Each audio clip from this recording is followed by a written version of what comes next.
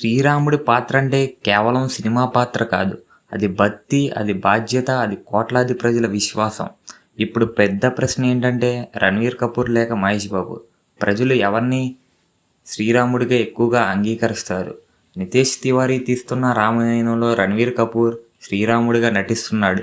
అక్కడే చర్చ మొదలైంది. కొంతమంది అంటున్నారు, రాముడి పాత్ర పోషించాలంటే వ్యక్తిగత జీవితం కూడా పరిశుభ్రంగా ఉండాలి. రణ్వీర్ కపూర్ గతంలో కొన్ని పాత్రలు చేశాడు. కొన్ని వ్యాఖ్యలు ఇప్పుడు సోషల్ మీడియాలో తిరిగి చర్చకు వచ్చాయి. కానీ రణ్వీర్ ఈ పాత్ర కోసం చాలా మార్పులు చేసుకున్నాడని వార్తలు వస్తున్నాయి. మద్యం మానేశాడు, మాంసాహారం మానేశాడు.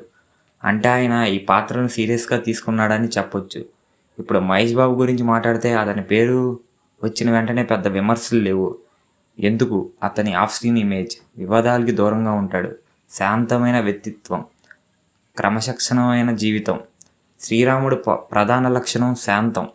అందుకే చాలామంది అభిమానులు మహేష్ ఆ పాత్రకి సహజంగా సరిపోతాడని అనుకుంటున్నారు. ఇక్కడ ఒక ముఖ్యమైన విషయం ఉంది. రణ్వీర్ నటిస్తుంది పూర్తి పౌరాణిక రామాయణం. అంటే అసలు పురాణాల్లో ఉన్న రాముడినే చూపించాలి. అక్కడ ఒత్తిడి చాలా ఎక్కువ. కానీ రాజమౌళి సినిమాలో మహేష్ పోషిస్తున్నది పూర్తి పౌరాణిక సినిమా కాదు. అది ఒక ఆధునిక కథ. రామాయణం స్ఫూర్తితో ఒక సాహసిక ప్రయాణం.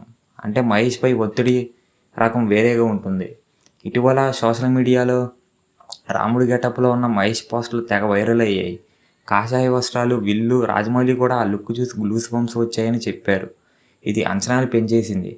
అదే సమయంలో రణ్వీర్ ఫోటోలు కూడా వైరల్ అవుతున్నాయి. అయితే అసలు విషయం ఏమిటి? నటన ముఖ్యమా లేక క్లీన్ ఇమేజ్ ముఖ్యమా? ప్రజలు ఎవరిని నిజమైన రాముడిగా అంగీకరిస్తారు? 2026లో రామాయణం, 2027లో రాజమౌళి ప్రాజెక్ట్. ఫైనల్ తీర్పు ప్రేక్షకులదే. మీ అభిప్రాయం కామెంట్స్లో చెప్పండి.